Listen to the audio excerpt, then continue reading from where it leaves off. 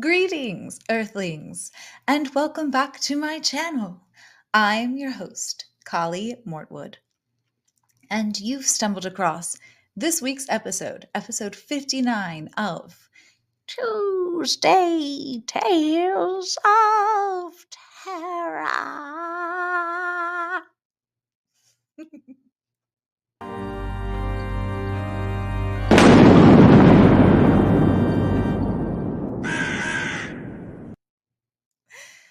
Yes, episode 59. And this week we are starting with chapter 16 of The Man Who Was Poe by Avi. AVI. And we are following Edmund and Mr. Dupin / Edgar Allan Poe in the investigation of Edmund's missing mother, aunt, and sister. So, Mr. Dupin and Edmund have just left the party that he was at Mrs. Whitman's house, and Mr. Dupin has sent Edmund into the tomb to find if there was anything suspicious in there. And they come across an empty tomb, and they find a button, a white button. I'm assuming much like the white button that we found previously in the bedroom across the alleyway. So here we are, chapter 16, titled The Man Who Was Poe, which is the name of the book. So we're going to find out something interesting in this chapter, I'm assuming. Here we go. "My sisters!" Edmund cried. "Exactly," Dupin said. "Now come, we're done here." As they hurried down Benefit Street toward the Fox Point district, Edmund could hardly contain his excitement. "Mr. Dupin," he kept asking, "was my sister there?" Dupin said nothing. "Was she?" Silence. Edmund stopped short. He could bear it no longer. "Talk to me," he shouted. "Tell me what you know." Dupin paused to look back where the boy was standing stubbornly. "Edmund, I am trying to think." "But it must have meant something. How did you know to look there?" "It suggests but one thing. Until very recently, your sister was alive." Edmund's breath felt sucked away. "Isn't she alive now?" he whispered. Instead of answering, Dupin turned and continued on. Edmund raced after him. "Is she?" he shouted, clutching hold of Dupin's arm. Dupin jerked himself free and kept walking. Something inside of Edmund broke. With a burst of rage, he leaped in front of Dupin, preventing him from moving. "What did that daguerreotype tell you?" he cried. "I don't understand anything you say to me. You treat me well, and then you speak and do awful things.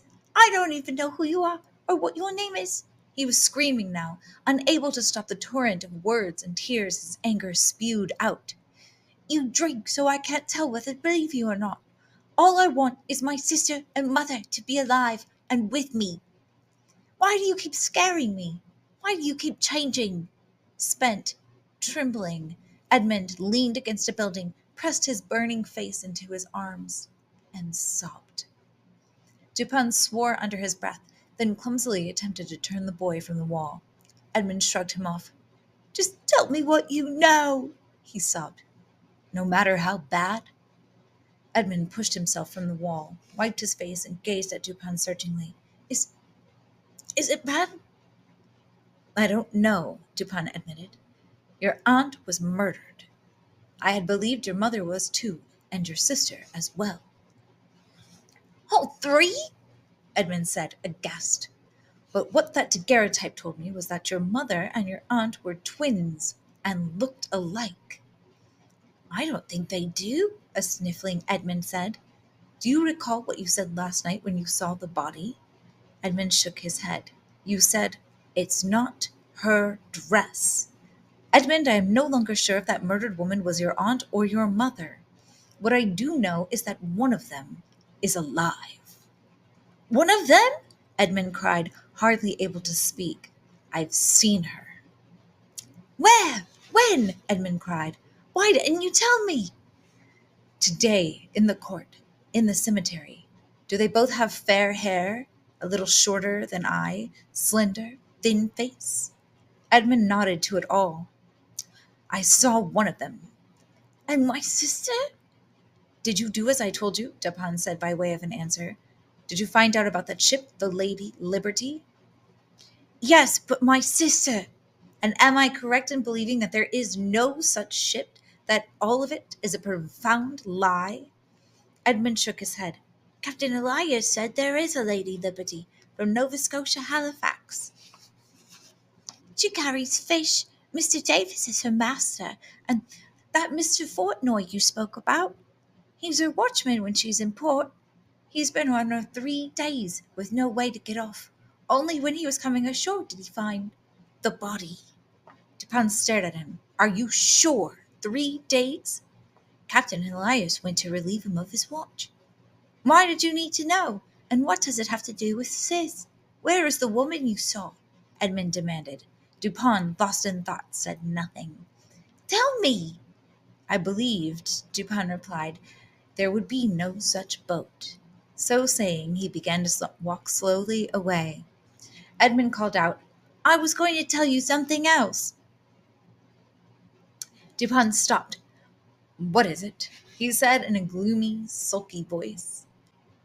Edmund told him about the man who had followed him at the docks and what he had done about it. Why didn't you tell me this before? Dupin asked. You're just interested in your own thoughts. Nonsense! Did you see who the man was? Dupin asked. Only that he had white hair. Do you think it was Mr. Fontenoy? Edmund, are you absolutely positive your man said there's a ship called the Lady Liberty and that Fontenoy was on her for 3 days? I don't lie, Edmund said. Dupin let out his breath. I need a drink, he said, and began walking again. Tell me more about the woman you saw, Edmund screamed at him. When Dupin kept walking, Edmund ran after him. Mr. Dupin, we have to find Sis. I work better with a drink, Dupin murmured. When you drink, you act badly. Dupin swung about in anger. Edmund, he cried, lead me to a place where I can drink. Tell me about the woman you saw. For a moment the two confronted each other, gazing into one another's eyes. Edmund saw a terrible sadness there. Who are you? He asked. And what is your real name? Poe. Edgar Allan Poe. Why is it a secret? Edmund, Dupin pleaded. What does it matter? But what should I call you? I am the man who was Poe. Now I am Dupin, and I must have a drink. It eases the pain.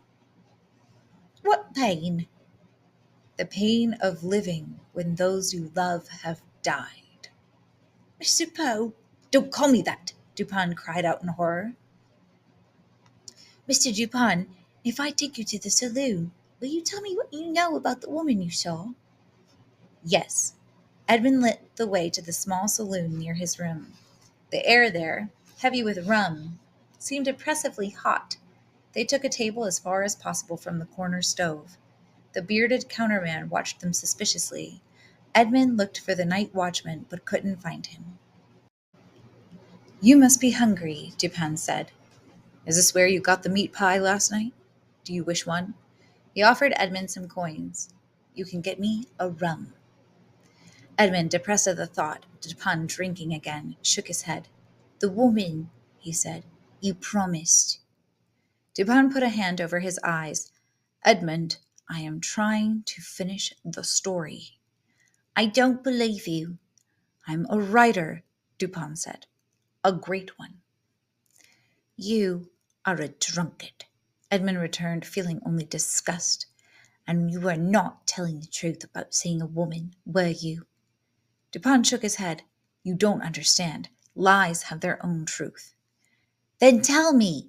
A drink. Edmund took the money and requested the rum. It was given him in a filthy glass. Dupin took it greedily. Unable to watch, Edmund moved away. As he tried to quell the feeling of anger and contempt churning inside, he examined the wall of bills and posters. It was then that he noticed one bill in particular. Mr. Dupin! He cried. When Dupin paid no attention, Edmund yanked the bill off the wall and thrust it into his hand, then stood behind the man while he read. Reward. Persons providing information leading to the finding of one Mrs. G. Ratchet of London, England, but believed to be a recent resident of Providence, Rhode Island, shall be entitled to a bonded reward. Please contact Mr. Poley, Providence Bank, South Main, at earliest convenience. October 15th, 1848. That's my mother, Edmund said, pointing to the name, Mrs. G. Ratchet. This must have been your aunt's bill, Dupin murmured as he read. Then suddenly he cried, Good Lord! And Edmund heard him whisper, Mr. Poley? Who? The man at the bank. What bank? Edmund asked, moving around the table. As he watched, a transformation took place.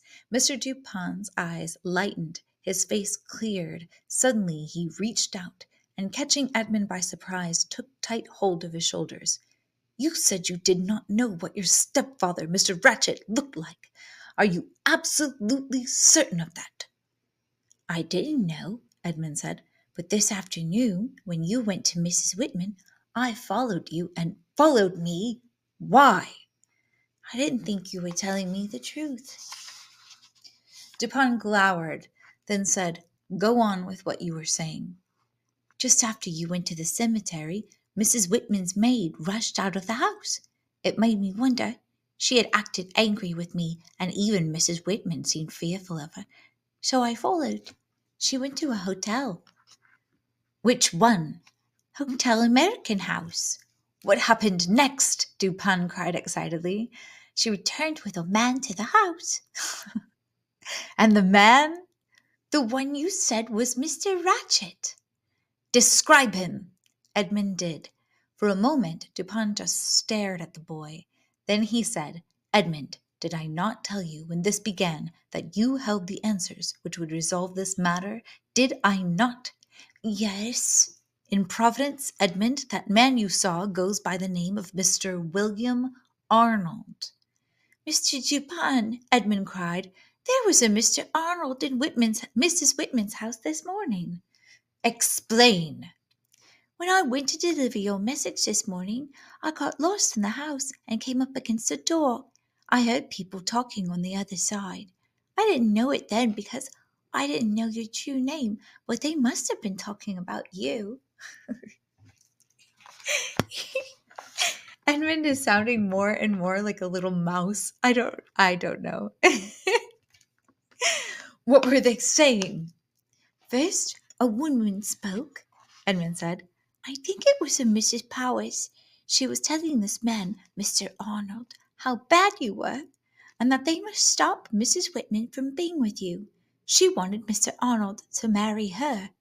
Motive, Edmund, motive, Dupin cried with glee. Continue. And the man agreed, but I didn't understand any of it, Edmund said. But I do, Dupin cried. Grabbing the bill, he leaped up from the table and rushed to the counter. Do you know a Mr. Throck? He demanded of the man. Startled, the counterman looked up. Throck? He echoed. Yes, Throck, of the night watch. The man grew cautious. What makes you ask? Does he take private cases?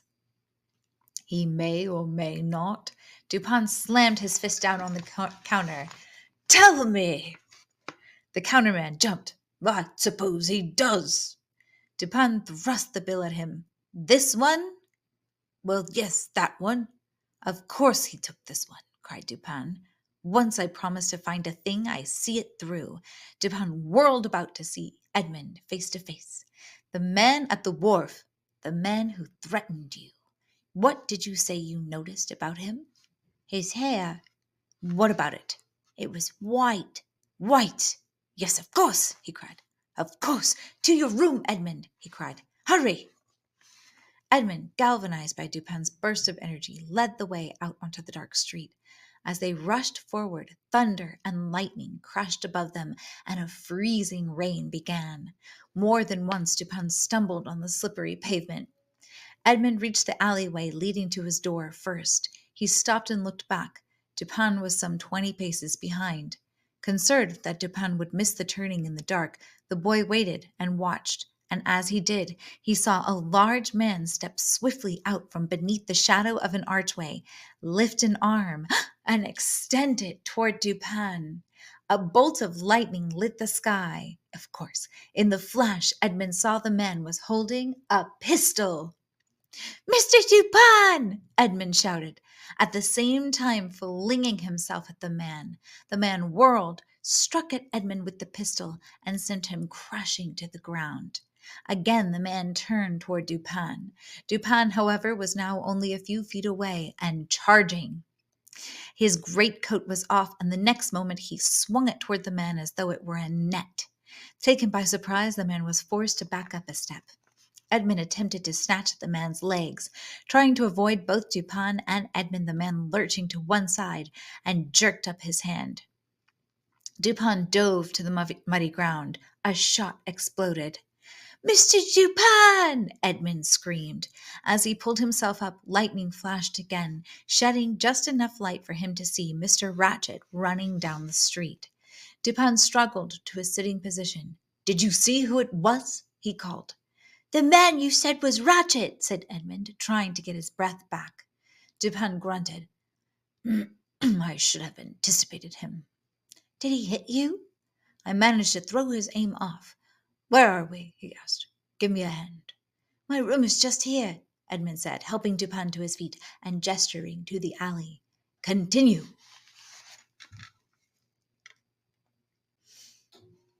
As if even further excited by his brush with death, Dupin moved quickly to Edmund's room. Once there, he demanded a candle. Edmund found one, then lit it, and Dupin began a frantic search. "What are you looking for?" Edmund asked wearily. He had caught sight of Dupin's eyes, which seemed to have grown unnaturally brilliant. Dupin looked around. "That meat pie was wrapped in a newspaper. Edmund, if you wish the story to have an end, help me find it." "It's not a story," Edmund objected, beginning to wonder if the man had been made unstable by the attack. But when Dupin commenced to search again, he joined him, and found the crumpled newspaper in a corner. "Is this what you want?" he asked in a truculent voice. Truculent. Truculent. And it means eager or ready to fight. Truculent. Dupin snatched the paper from Edmund's hand, glanced at it, and gave it back. "Read those notices," he insisted, pointing to several advertisements. Edmund eyed Dupin, then began to read. "Notice extraordinary, as this is the season when game—" "The last one," Dupin snapped. "Position wanted. The advertiser, R. Peterson, a good copyist and accountant, thoroughly discreet, being at leisure from 6 to 9 p.m., would like any Edmund turned to Dupin. "Remunerative," Dupin said. "It means paying." "Remunerative employment 3 or 4 evening a week. Apply at Providence Bank office for particulars." "Now the one before that," Dupin said. Again Edmund read.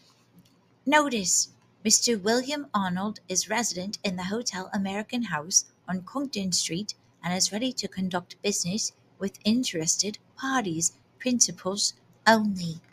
"There, you see," Dupin said. "I was right." "Mr. Dupin." "What?"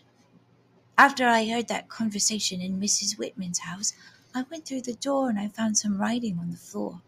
I think one of the people must have dropped it, but I didn't know what it meant." "What did you do with it?" Edmund thought, took up his sister's book, and pulled out the paper with the odd symbols on it. Dupin examined it. As he did, his face went absolutely pale. "Good God!" he whispered. "What is it?" "I wrote that!" Dupin exclaimed. Edmund convinced Mr. Dupin had gone mad, looked at him with dismay. "The gold bug," Dupin said. "The what?" "Edmund, I am the most famous writer in America. One of the tales I wrote is called The Gold Bug. The story contains a code, and this message is written in that code." "What does it say?" Edmund held up the note and read slowly. "Meet me at the hotel. I've moved girl and gold. Must leave. Sunrise 6 a.m." Edmund's heart skipped a beat. "Does he mean my sister?" he cried. Dupin held up his hand. "Give me 10 minutes." "But 10 minutes," Dupin insisted. With a cry of frustration, Edmund retreated to the bed, sat down with his back against the wall, and stared angrily at Dupin. The time dragged interminably. Now and again Edmund dabbed at his wet clothing or hair with the blanket. Dupin continued to stand where he was, eyes aflame. At last he said, "Yes, I understand it all." All right, my lovely friends, I am going to conclude our evening there at the end of chapter 16. That means that we have about 50 pages left of the book, so we are just over 3/4 of the way through, and then we will go back to short stories. I'm not reading it on video this year, but every year I personally like to read The Halloween Tree by Ray Bradbury. It is very spooky, tells some of the history of Halloween through the ages, and it's just a fun read. So if you would like to participate in reading that with me, I have that playlist listed down below, The Halloween Tree, and you can find all the videos for that book there and follow along listening to it that way. If you haven't already, please subscribe to my channel, like this video, and perhaps leave me a comment. What is one of your favorite Halloween traditions? I know going to a pumpkin patch is a big one for a lot of people. I'm probably going to one. I know I'm going to one on Thursday, so I'm excited about that. Yeah, I hope that this fall is bringing you many magical changes. So have a beautiful week. Find something that brings you joy and revel in it. A little love, a little peace, unity, magic, and of course, stay spooky. Ciao for now.